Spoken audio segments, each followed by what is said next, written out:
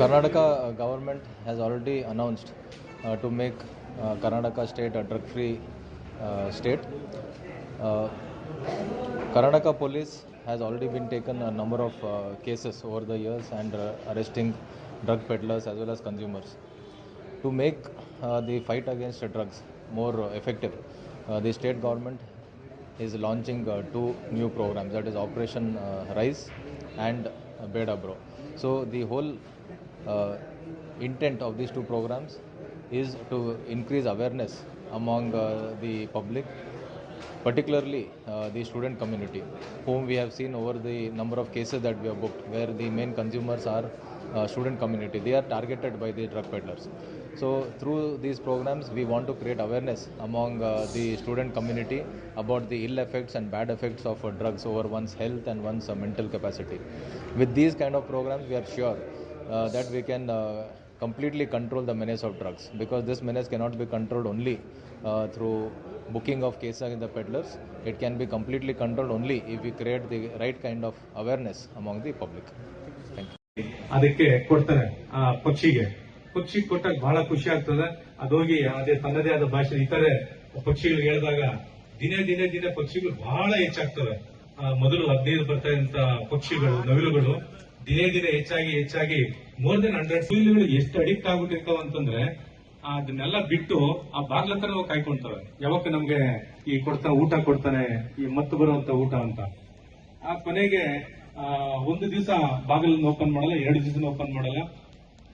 ಮೂರನೇ ದಿವಸ ಓಪನ್ ಮಾಡಿದಾಗ ಎಲ್ಲ ನವಿಲುಗಳೆಲ್ಲ ತನ್ನ ಏನು ಮೂಲ ಪ್ರವೃತ್ತಿ ಏನಿತ್ತು, ಕುಣಿಯೋದು, ಹಾಡೋದು, ಮತ್ತೆ ಅದರಿಂದ ರಂಜನೆಗೊಳಿಸೋದು, ಅದೆಲ್ಲ ಏನಿತ್ತು ಅದನ್ನೆಲ್ಲ ಬಿಟ್ಟು Please raise your hands and show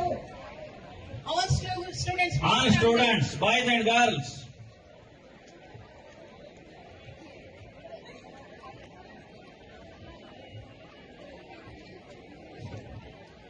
ಈ ಭಿತ್ತಿಪತ್ರಗಳನ್ನು ಬಿಡುಗಡೆಗೊಳಿಸಿ ಪ್ರದರ್ಶನದಲ್ಲಿ ಪಾಲ್ಗೊಂಡ ಎಲ್ಲರಿಗೂ ಕೂಡ ಗೌರವದ ನಮನಗಳು. ನವಿಲು ಆಗ್ತದೆ. ಕೊನೆಗೆ ಒಂದ್ ದಿವಸ ಆ ನವಿಲು ಬರೋದೇ ಇಲ್ಲ. ಆಗ ಸಾಧು ಎಷ್ಟು ಅಡಿಕ್ಟ್ ಆಗ್ಬಿಟ್ಟಿರ್ತಾರೆ ಅದಕ್ಕೆ ಅಂತಂದ್ರೆ, ಅವ್ರು was missing the dancing of Peacocks, the voice of Peacocks and routine of Peacocks and all. ಅದಕ್ಕೆ ಬೇಜಾರಾಗ್ತದೆ. ನನ್ನ ಕಡೆಯಿಂದ ಏನೋ ತಪ್ಪು ನಡೆದಿದೆ ಅಂತ ಸ್ವಲ್ಪ ದಿವಸ ವೇಟ್ ಮಾಡ್ತಾರೆ.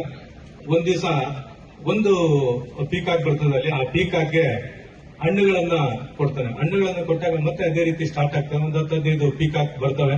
ಮತ್ತೆ ಅವು ಸಹ ಕೆಲವು ದಿನಗಳ ನಂತರ ಅವು ಸಹ ಬರಲ್ಲ.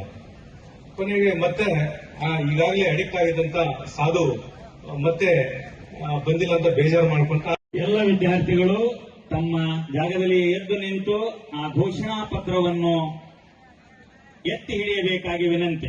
ಎಲ್ಲ ವಿದ್ಯಾರ್ಥಿಗಳಲ್ಲಿ ವಿನಂತಿ, ದಯವಿಟ್ಟು ಎಲ್ಲ ಗಣ್ಯಮಾನ್ಯರಲ್ಲಿ ನಾನು ವಿನಂತಿಯನ್ನು ಮಾಡಿಕೊಳ್ಳುತ್ತೇನೆ. ಸಸಿಗೆ ನೀರು ಉಣಿಸುವುದು ಪಲ್ಲವಿಸುವಿಕೆ ಸಂಕೇತ, ಬೆಳೆಯುವ ಸಂಕೇತ.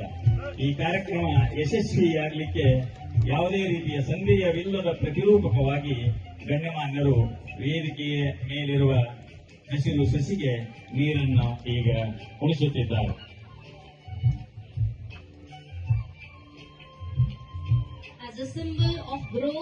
ಇನ್ನೊಮ್ಮೆ ಚಪ್ಪಾಳೆಯ ಮೂಲಕ ಈ ಕಾರ್ಯಕ್ರಮಕ್ಕೆ ನಾವು ಉದ್ಘಾಟನೆ ಯಶಸ್ವಿಯಾಗಿ ಆಯಿತು ಅಂತ ಹೇಳಿ ಘೋಷಣೆಯನ್ನು ಮಾಡೋಣ.